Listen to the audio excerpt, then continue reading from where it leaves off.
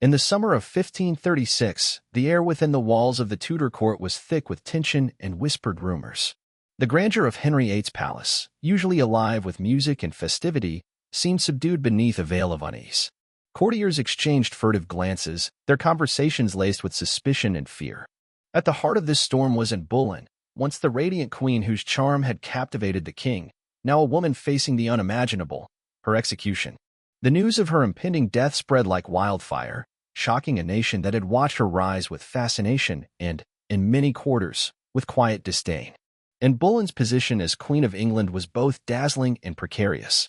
As Henry VIII's second wife, she had been elevated from a lady-in-waiting to the throne in a meteoric ascent that defied tradition and unsettled the established order. Her presence at court was a symbol of change and controversy, a vivid challenge to the old guard. Yet, this same prominence made her vulnerable to the shifting tides of politics and the king's volatile affections. The court, a place of opulence and danger, was now the stage for her downfall. Popular culture has long cast Anne as a tragic romantic figure, a woman whose love for Henry ended in betrayal and sorrow. However, the stark reality of her situation was far more complex and brutal. Her fall was not merely a personal tragedy but a calculated political maneuver, orchestrated by a king desperate to secure his dynasty and rid himself of an inconvenient queen. Henry's motivations were entwined with his obsessive quest for a male heir, his frustration with his failure to produce one, and the pressures exerted by powerful nobles and clergy eager to see her removed. The Tudor court itself was a place of intrigue and shifting loyalties, where favor could be won or lost in an instant, and survival depended on navigating a labyrinth of alliances and enmities. Anne's rise had been remarkable, fueled by her wit, intelligence, and an ability to captivate the king's attention at a time when England was gripped by religious and political upheaval. Yet, her inability to bear a surviving son weakened her standing, and the king's gaze began to wander. In this charged atmosphere, accusations against Anne emerged with alarming speed. Charges of adultery, treason, and even incest were leveled against her, allegations that seemed as much a tool of political expediency as a reflection of truth. These accusations were carefully constructed to justify her removal and to clear the path for Henry's next marriage, which he hoped would finally produce the long-desired male heir. The court buzzed with rumors and speculations, the lines between fact and fabrication blurred by ambition and fear. Anne's arrest and imprisonment in the Tower of London marked a dramatic turning point. Once the center of power and affection, she was now isolated and vulnerable, cut off from allies and supporters. The very walls that had echoed with her laughter now became a prison, cold and unyielding. The transformation from queen to prisoner was swift and brutal, underscoring the precarious nature of power in Tudor England. The day of her arrest was shrouded in a tense silence, broken only by the footsteps of guards and the hushed sobs of attendants. Anne, who had faced the court with confidence and grace, now confronted an uncertain future. Her fate was sealed not by the king's affection but by the ruthless mechanics of political necessity and the unforgiving demands of dynastic ambition. The court watched in stunned silence, knowing that the once glorious queen was now a woman marked for death. This moment in 1536 was not just the fall of a queen but a reflection of the volatile and often merciless nature of Tudor politics. Henry VIII's reign was characterized by dramatic shifts in fortune, where alliances crumbled and blood was spilled to secure power. Anne Boleyn's downfall was a stark reminder that even those closest to the throne were not immune to its dangers. The royal court, with all its splendor, was a place where loyalty was fragile, and the price of favor was often measured in lives.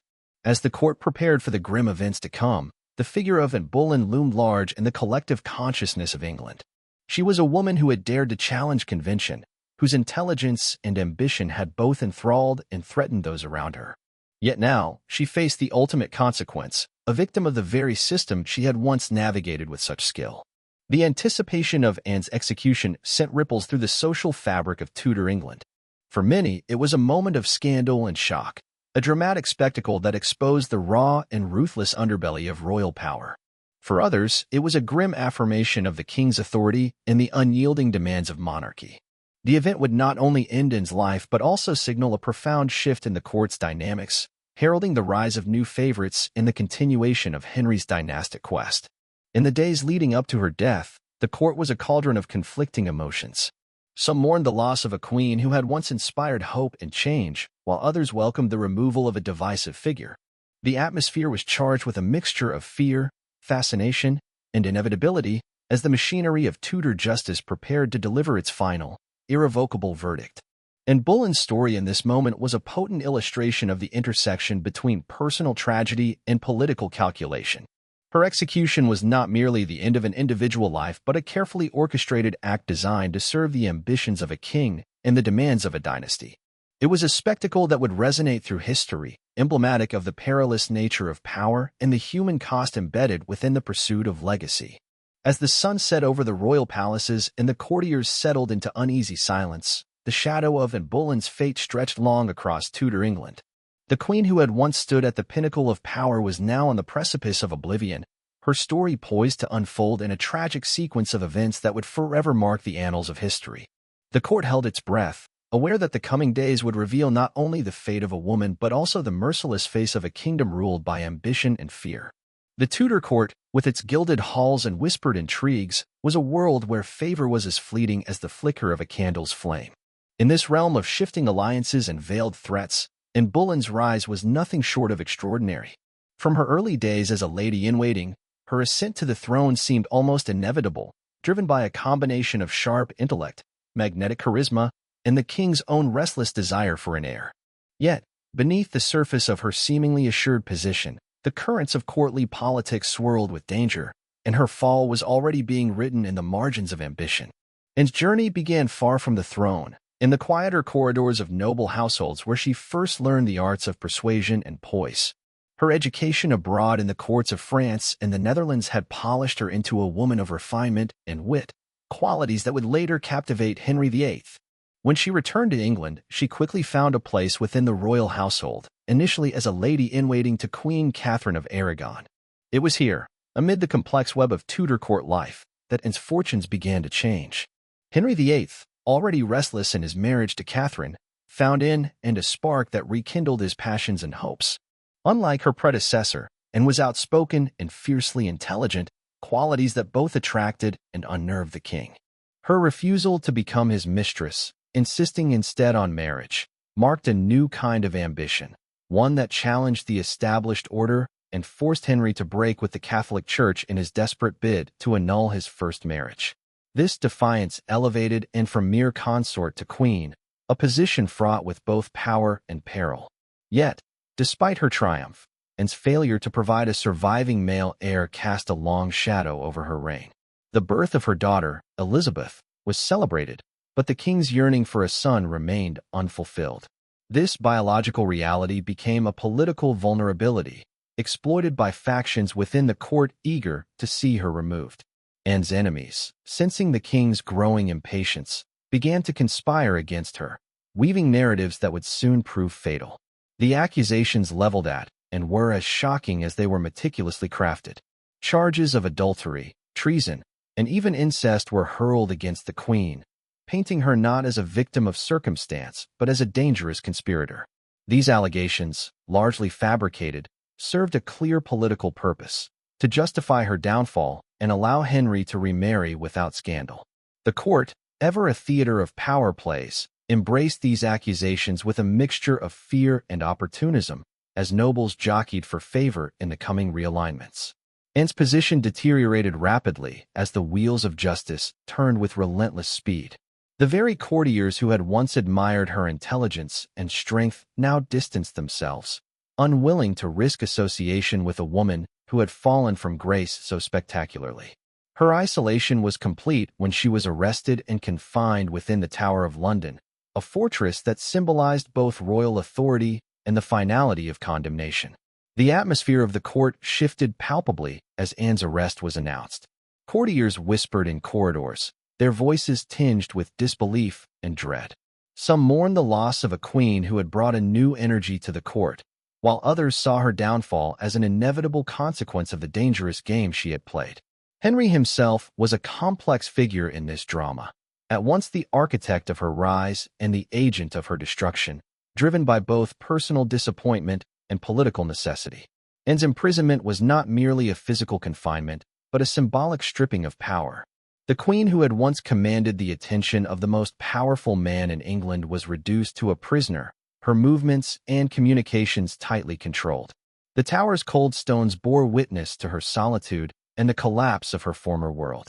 Yet, even in this darkest hour, Anne's demeanor reportedly retained a measure of dignity and resolve, a testament to her resilience amid overwhelming odds. The charges against Anne were the subject of a highly publicized trial, a spectacle designed to legitimize her fate and silence dissent. The proceedings, dominated by judges loyal to the crown, were marked by a predetermined verdict. Evidence was scant and often contradictory, but the political imperative to remove and overshadowed any concern for justice. The trial itself became a cruel theater in which Anne's fate was sealed long before the first words were spoken. The rapid unraveling of Anne's position exposed the precariousness of power in Tudor England. Her story was a cautionary tale of ambition and vulnerability, where the pursuit of influence could lead to elevation or annihilation. The court's shifting loyalties illustrated the fragile nature of favor and the ease with which yesterday's queen could become today's condemned. As Anne awaited her execution, the court was already turning its attention to the future. Henry's eye had shifted to Jane Seymour, a woman whose quiet demeanor and noble lineage offered a promise of stability and the hope of a male heir.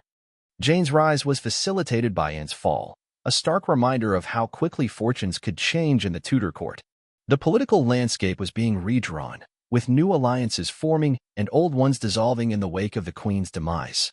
This period of Anne Boleyn's life highlights the brutal realities behind the glittering facade of courtly life. Her rise and fall were intertwined with the king's desires and the ruthless politics of succession. The charges against her, though lacking credible evidence, were wielded as weapons in a deadly game where the stakes were nothing less than survival. Anne's story reveals the peril faced by women at court, whose power was often contingent upon the favor of a single man and the fragile hope of producing an heir. In the background of this personal and political drama was the broader context of Tudor England, a nation undergoing profound religious and social transformation. Anne's influence on the king had already helped to set in motion the English Reformation, altering the course of the nation's history. Yet, her downfall underscored the limits of individual agency in a world dominated by dynastic imperatives and patriarchal authority. The swift and dramatic changes in Anne's fortunes from beloved queen to accused traitor encapsulate the volatile nature of the Tudor court. Her story was as much about the shifting sands of power as about personal tragedy. The nobles and courtiers who once sought her favor now distanced themselves, illustrating how quickly political necessity could override loyalty or compassion. The charges against Anne served not only to remove her but to send a clear message about the dangers of ambition and the ruthlessness of the king's rule. Anne Boleyn's final days in the Tower were marked by reflection and a quiet dignity that belied the gravity of her situation. Reports suggest she faced her fate with courage, aware that her downfall was as much a product of the king's desires as of any alleged misdeeds. Her story, filled with brilliance and tragedy, remains one of the most poignant examples of the perilous balance between power and vulnerability in Tudor England. As the court prepared for the grim conclusion of Anne's story, the political machinery was already in motion to secure Henry's future. The Queen's fall was not an isolated event, but a calculated step in the ongoing saga of dynasty and power. Anne's life and death would leave an indelible mark on history, a testament to the dangerous allure of the Tudor court and the high cost of ambition within its walls. The journey from queen to condemned prisoner was marked by a profound transformation in Anne Boleyn's circumstances, a descent from the pinnacle of power to the stark isolation of accusation and impending death. After her arrest, Anne's passage to trial was a procession through a court that had once celebrated her but now regarded her with suspicion and cold calculation. The days leading up to the hearing were filled with whispers of betrayal and doomed hope, as allies vanished and the machinery of Tudor justice began its grim work. Anne's trial took place in Westminster Hall, a vast chamber that echoed with the murmurs of courtiers and the weight of history. This was no ordinary courtroom drama but a carefully choreographed spectacle designed to serve the interests of the crown. The judges presiding over the case were loyal to King Henry VIII, their verdict effectively sealed before the proceedings began. The charges, adultery, treason, and incest, were as sensational as they were implausible, constructed to ensure her conviction and justify the king's determination to remove her. From the moment Anne stepped into the hall, the atmosphere was charged with tension. She faced her accusers with a composed demeanor, her intelligence and dignity undiminished even as the charges threatened to unravel her life. In a poignant moment, Anne boldly asserted her innocence, challenging the legitimacy of the proceedings and the motivations behind them. Yet, Her defense was largely ignored, swept aside by the political imperative to secure a guilty verdict. The trial unfolded as a grim demonstration of Tudor power, where justice was subordinated to politics. Witnesses, many of whom had been coerced or bribed, provided testimony that was contradictory and often implausible. The spectacle served to delegitimize the queen, painting her as a corrupt and treacherous figure who had betrayed both the king and the realm. The court's eagerness to condemn her reflected not only personal animosity but the broader anxieties of a monarchy desperate to maintain control and secure its succession. The verdict was inevitable. Anne Boleyn was found guilty of the charges against her, her fate sealed by a court that served as much as a stage for political theater as a forum for justice. The sentence, death, was pronounced with a chilling finality, underscoring the brutal realities of Tudor rule. And the path from queen to condemned criminal was complete, a transformation that shocked the nation and reverberated through the corridors of power. The method of Anne's execution was unusual and, in some respects, merciful by the standards of the time. Rather than the axe, the traditional instrument of execution for nobility, Henry VIII ordered a skilled French swordsman to perform the beheading. This choice reflected a desire to spare and the prolonged agony often associated with axe executions, a grim acknowledgement of her former status and perhaps an attempt to soften the spectacle of her death. On the day of the execution, the atmosphere was heavy with a mixture of dread and somber respect. Unlike many public executions that drew large, boisterous crowds, Anne's death was a more private affair, held on Tower Green within the confines of the Tower of London. Only a select few witnesses were permitted, including close courtiers and members of the royal household, reflecting the court's wish for discretion amid the scandal. Anne's final moments were marked by a striking composure and dignity. Reports from witnesses describe her as calm and resolute, walking to the scaffold with the grace of a queen even in the face of death. She delivered a brief, poignant speech, affirming her innocence and urging those present to pray for her soul. Her courage in these last moments left a lasting impression, contrasting sharply with the accusations that had led to her downfall. The execution itself was swift. The French swordsman's blade fell cleanly, ending Anne's life in a single stroke.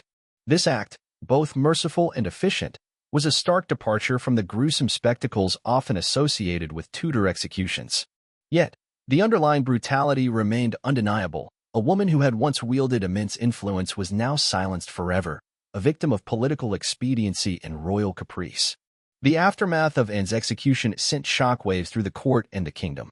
The event was both a demonstration of the king's absolute authority and a reminder of the precariousness of favor in Tudor England. For many, Anne's death was a chilling example of how swiftly power could be stripped away, a cautionary tale that resonated far beyond the walls of the palace. The execution's discreet nature, confined to the tower's inner grounds, reflected the court's ambivalence. While the king sought to eliminate and legitimize his next marriage, there was also a desire to contain the scandal and avoid public unrest. The limited audience underscored the complex interplay between authority and image, as the monarchy balanced the need for decisive action with concerns about public perception. Anne's final hours were suffused with a tragic dignity that belied the harshness of her fate. Her composure and courage in the face of death challenged the narrative of guilt that had been constructed around her. In these moments, she transcended the role of condemned traitor and became a figure of pathos and strength, her humanity laid bare amid the ruthless politics that had brought her to this end. The execution was not simply the conclusion of Anne Boleyn's life but a pivotal moment in Tudor history. It served to silence dissent, eliminate a political obstacle, and pave the way for Henry VIII's subsequent marriage to Jane Seymour.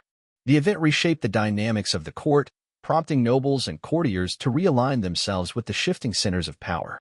Yet, beneath the surface, Anne's death also sowed seeds of unease and reflection. The spectacle of a queen's fall and execution exposed the fragile foundations of Henry's reign, reminding all who witnessed it of the deadly consequences of courtly intrigue and royal favor. It underscored the brutal nature of Tudor politics, where mercy was rare and survival depended on both cunning and fortune. The swift and secretive execution left behind unanswered questions and a legacy that would haunt the monarchy. Anne Boleyn's life and death became emblematic of the dangers faced by those who dared to navigate the turbulent waters of power. Her story was a somber testament to the cost of ambition and the often merciless realities of monarchy. As the court moved forward, the memory of Anne's trial and execution lingered, casting a shadow over Henry VIII's reign. Her death was both a political necessity and a profound human tragedy, a moment where the personal and the political collided with devastating effect. The careful orchestration of her trial and execution revealed the lengths to which the Tudor state would go to preserve its authority and secure its future. In the wake of Anne's execution, the court's attention shifted, but the reverberations of her fall continued to influence the political landscape. The mechanisms of power had been laid bare, showing the ruthless efficiency with which the king's will was enforced. Anne Boleyn's fate was a stark reminder that in Tudor England, the crown's demands could override justice, loyalty, and life itself. The execution of Anne Boleyn was more than a somber end to a queen's life. It was a calculated political tool wielded by King Henry VIII to silence dissent and legitimize his next union. In the days and weeks following her death, the atmosphere within the Tudor court was suffused with a chilling mixture of fear and uncertainty. Nobles whispered cautiously in shadowed corridors, their minds rife with questions about loyalty and survival in a realm where even queens could fall so swiftly and decisively. Anne's execution had been engineered not only to remove a problematic spouse, but to send a clear message to all who might oppose the king's will. It was a brutal assertion of royal authority, a reminder that no one was beyond the reach of Henry's power, not even the woman who had once been his queen. The swift and secretive nature of her death underscored the determination to avoid public scandal while ensuring that her removal was unmistakable and irreversible. The immediate aftermath saw a palpable shift in court politics.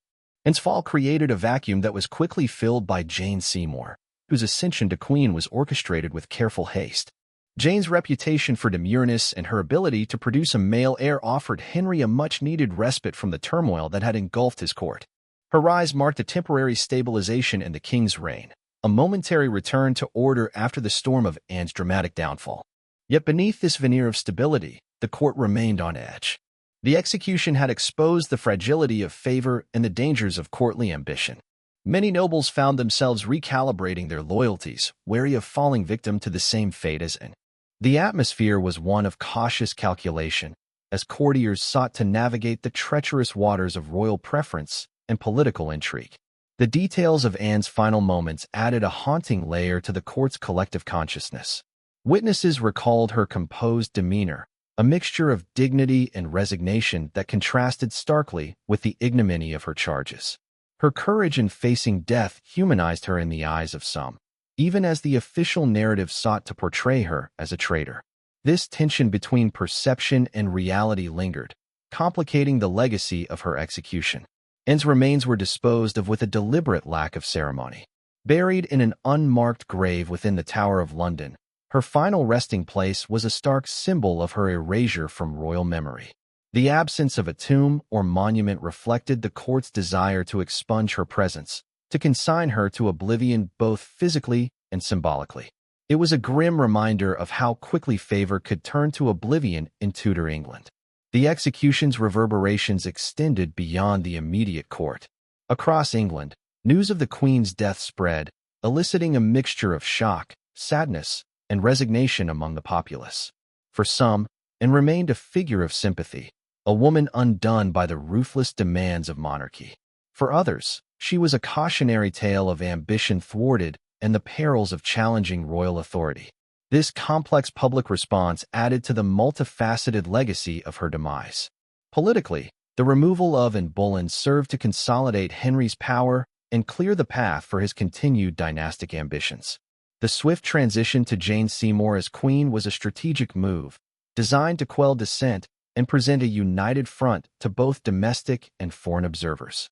Henry's focus on securing a male heir intensified, with Jane eventually providing the long-awaited son, Edward. This achievement temporarily quelled the king's anxieties and bolstered the Tudor succession. However, the execution also cast a long shadow over Henry's reign. It exposed the darker realities of his rule, the willingness to manipulate justice, to sacrifice even those closest to him for political ends. The chilling efficiency of Anne's downfall became emblematic of a monarchy where power was absolute and mercy scarce. It served as a warning to contemporaries and posterity alike about the dangerous intersection of personal desire and political necessity. The court's response to Anne's death was as much about managing perception as about mourning.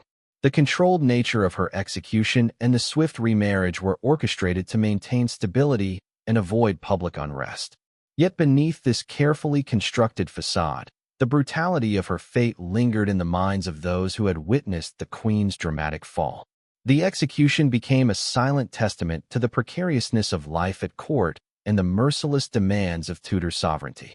As Jane Seymour settled into her role as Queen, the legacy of Anne Boleyn's execution continued to influence the dynamics of the royal household. Courtiers remained acutely aware of the consequences of falling from favor, and the memory of Anne's demise shaped their behavior and alliances. The atmosphere was one of guarded caution, a constant reminder that in the Tudor court, power was both a prize and a peril.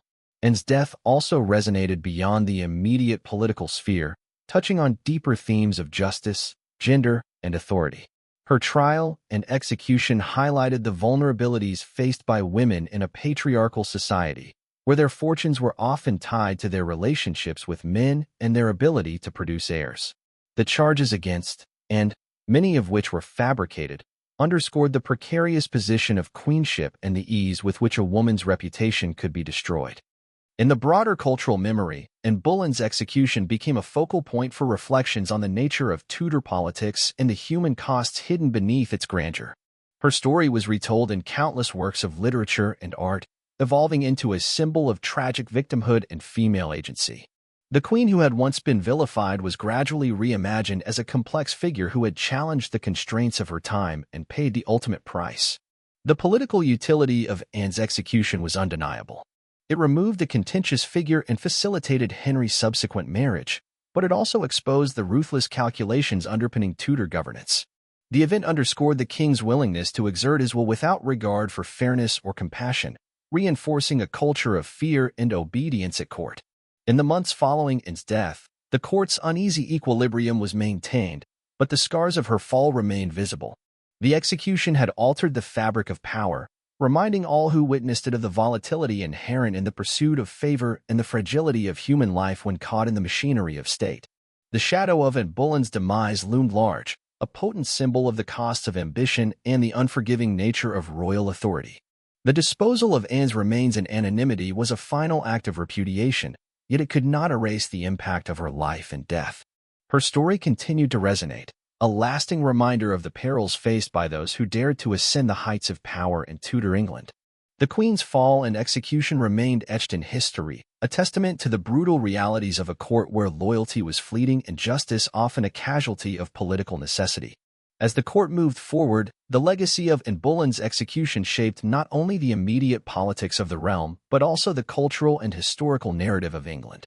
Her life and death became emblematic of the tensions between authority and mercy, ambition and vulnerability, reminding future generations of the human costs embedded within the epic drama of monarchy. Anne Boleyn's death did not mark the end of her story, but rather the beginning of a complex legacy that would echo through history and popular culture. Over the centuries, she transformed from a condemned queen into a symbol of tragic victimhood and female agency, her life and fate reinterpreted through countless lenses that reflect changing societal values and historical understanding. The execution that once silenced her voice instead amplified her presence in the collective imagination, making Anne a figure both mourned and mythologized. In history and culture, Anne became emblematic of the brutal nature of Tudor politics, a court where ambition and favor could elevate a woman to the highest station, yet the same forces could quickly orchestrate her downfall. Her story highlighted the precariousness of courtly life, especially for women, whose power was often contingent upon the king's favor and the production of an heir. Anne's rise and fall became a stark illustration of the dangers inherent in navigating a world where political and personal motives intertwined with deadly consequence. The cultural impact of Anne Boleyn's life and death is vast. She has been immortalized in countless books, plays, films, and television dramas, each retelling shaping her image in new ways. Some portray her as a victim of a ruthless monarch's whims, a woman caught in the tides of history beyond her control. Others emphasize her intelligence, wit, and determination, painting her as a proto-feminist figure who challenged the constraints of her time. These varied interpretations keep her story alive, inviting continual reassessment of her character and fate. This ongoing fascination also serves as a reflection on the dangers of absolute power. Anne's downfall underscores how the monarchy's unchecked authority could destroy lives on a whim, with justice subordinated to the king's desires. Her trial and execution reveal a system where political expediency trumped fairness, where accusations, no matter how unfounded, could seal a person's fate. Her death is a sobering reminder of the human cost behind political ambition, where individuals become pawns in a larger game of power. Anne's story invites reflection on the role of women in history and the ways their stories are told and retold. Her execution highlights the limited agency available to queens and noble women, even those at the pinnacle of power. It also exposes the ways in which gendered accusations were wielded to undermine and control women, a theme that resonates in historical and contemporary contexts alike. In this light, Anne's life becomes a lens through which we examine broader societal structures and injustices. Moreover, Anne Boleyn's legacy has transcended the historical record to become a cultural touchstone, inspiring artists, writers, and historians to explore themes of love, power, betrayal, and resilience. Her story challenges simplistic narratives, inviting nuanced understandings of a woman who was both a product and a victim of her time. This complexity ensures that Anne remains a compelling figure, her life a source of endless fascination and debate. The execution of Anne Boleyn also serves as a powerful symbol of the intersection between personal tragedy and the ruthless demands of monarchy. It reveals how the pursuit of political stability and dynastic succession could override compassion and justice, leading to acts of profound cruelty. Her death stands as a stark testament to the sacrifices demanded by absolute rule and the often devastating consequences for those caught in its path.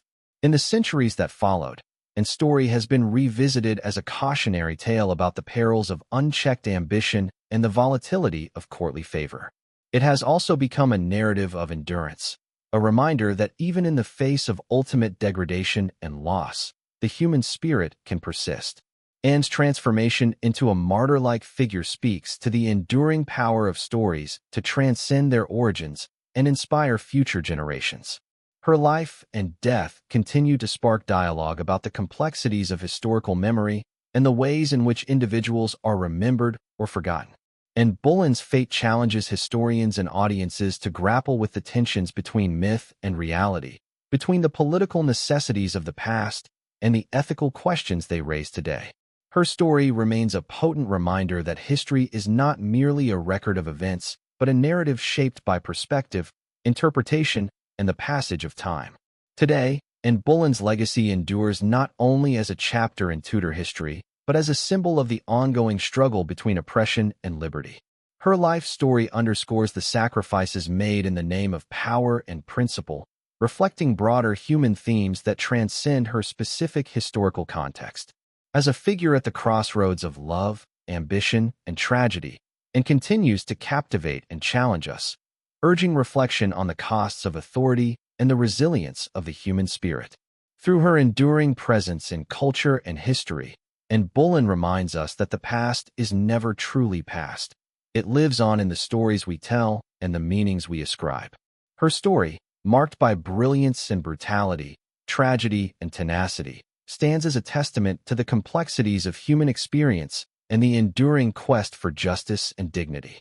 In remembering Anne, we confront not only the shadows of Tudor politics, but also the timeless struggles that define the human condition.